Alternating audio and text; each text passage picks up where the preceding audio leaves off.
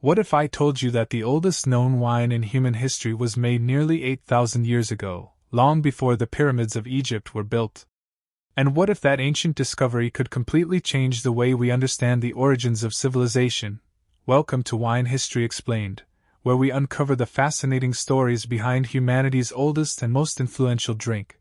The story begins in the rugged mountains of what is now modern-day Georgia, a country located between Eastern Europe and Western Asia.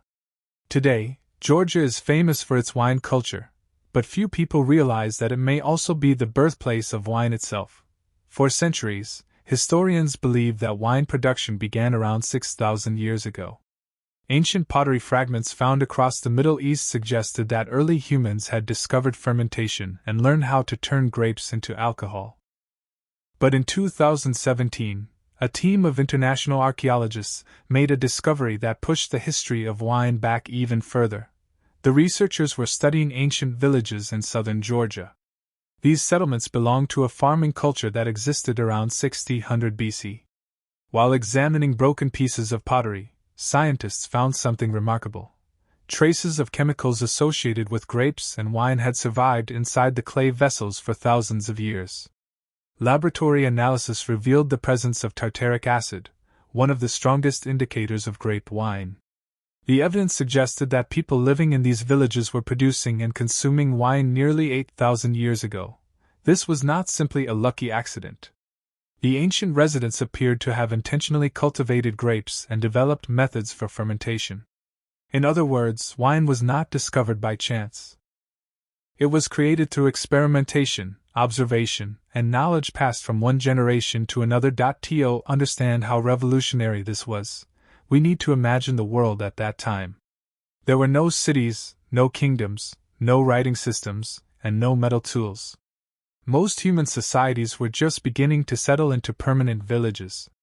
Agriculture was still relatively new. Yet these early farmers had already learned one of humanity's most important scientific processes: fermentation. Fermentation occurs when natural yeast consumes sugars and produces alcohol. Ancient people may have first noticed the process when grapes stored in containers began changing into a pleasant-tasting liquid. Over time, they learned to control and improve the process, creating the first wines. The people of ancient Georgia had a unique advantage. The region's climate was perfect for grape cultivation. Rolling hills, fertile soil, and moderate temperatures allowed wild grapevines to flourish. Even today, Georgia possesses hundreds of native grape varieties, many of which exist nowhere else in the world. As wine became more common, it likely played a significant role in social gatherings, celebrations, and religious ceremonies. Researchers believe that communal drinking helped strengthen social bonds within early villages. Sharing wine may have encouraged cooperation, trust, and cultural identity. Some historians even argue that wine contributed to the growth of civilization itself. When communities gathered to celebrate harvests or conduct rituals, they developed traditions that united people.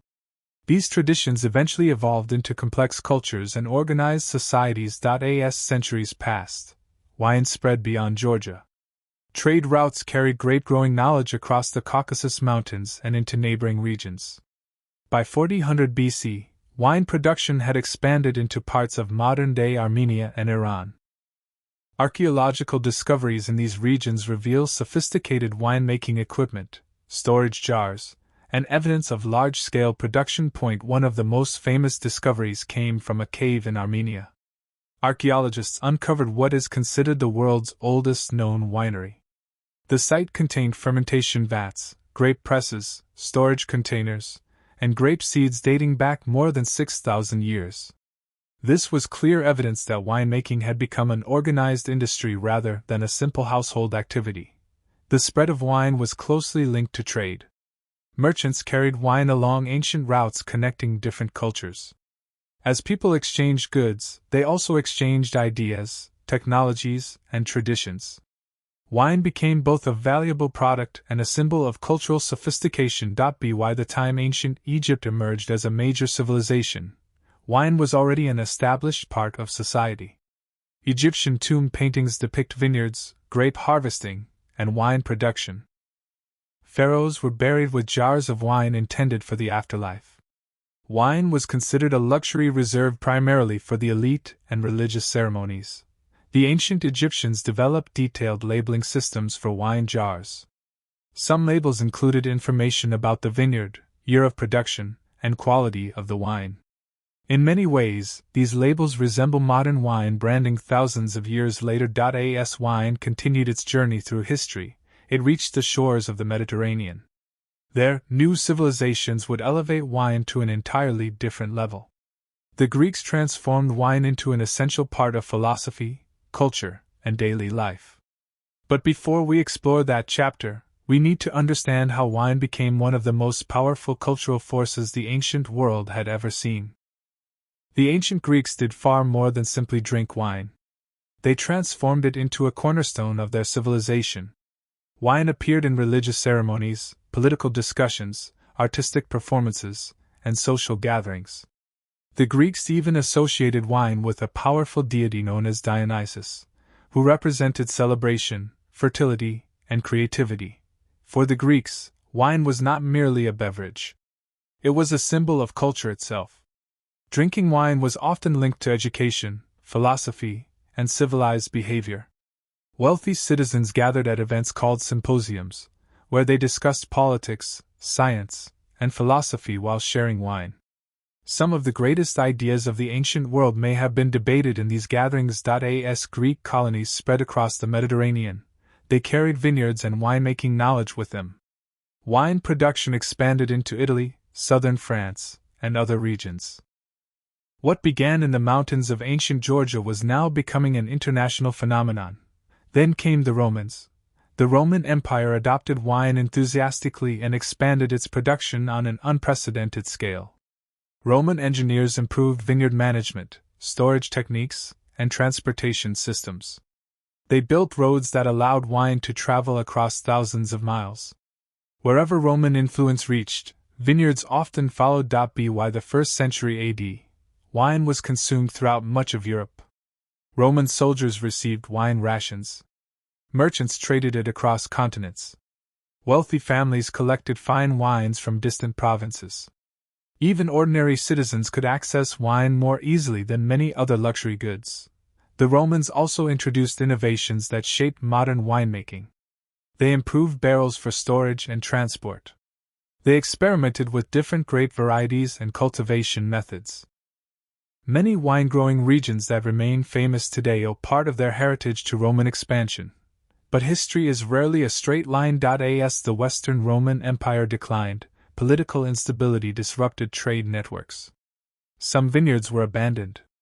Others survived under the protection of religious institutions. During the Middle Ages, Christian monasteries played a crucial role in preserving winemaking knowledge. Monks carefully cultivated vineyards, documented agricultural practices, and refined production techniques. In many regions, monasteries became centers of innovation. Their dedication ensured that centuries of accumulated knowledge would not disappear. Today, some of the world's most respected wine regions trace part of their development to medieval monastic traditions. Without these efforts, the history of wine might have taken a very different path. By the Renaissance, wine production was flourishing once again.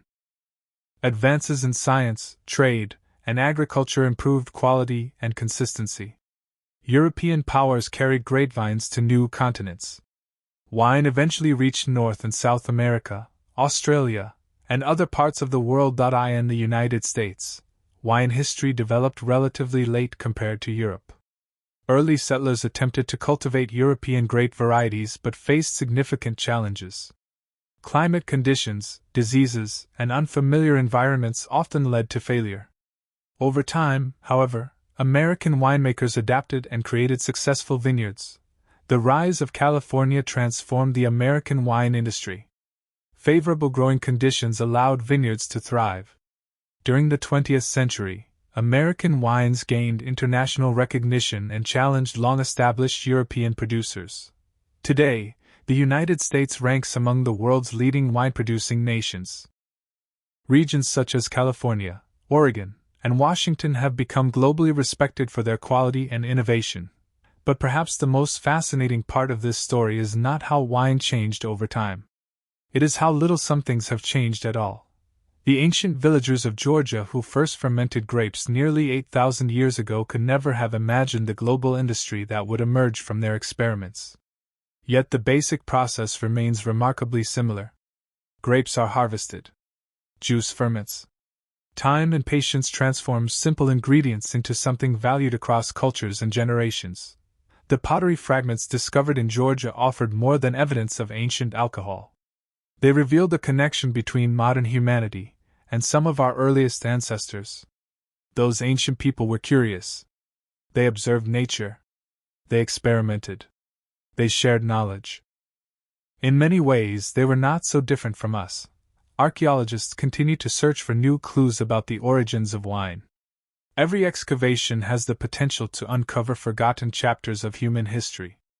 Future discoveries may reveal even older evidence of fermentation or entirely new insights into how wine shaped ancient societies. For now, however, the evidence points strongly toward Georgia as the birthplace of wine. The discovery of those ancient vessels pushed the history of winemaking back thousands of years and forced historians to rethink one of humanity's oldest traditions. The next time you see a bottle of wine, remember that its story did not begin in a modern factory or vineyard. It began thousands of years ago in small farming communities where people learned to harness one of nature's most extraordinary transformations. From ancient clay vessels to modern glass bottles, the journey of wine mirrors the journey of civilization itself. Thank you for watching Wine History Explained.